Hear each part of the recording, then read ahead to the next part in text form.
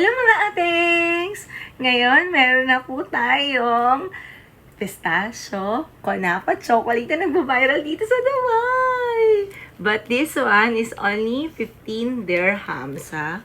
So, don't expect. It's only 15 dirhams. Let's try! Yan. Okay, are you excited? Buksan natin. Let's open it. Oh! Okay. So, sobrang init dito sa Dubai. Mga ating sa luluso na siya. Tignan niyo yung itsura. Ito siya. Ayan, ala. Ayan siya, oh. Maliit lang siya. Ayan, manipis. Ayan. So, try na natin. Narinig niyo ba yun? Oh!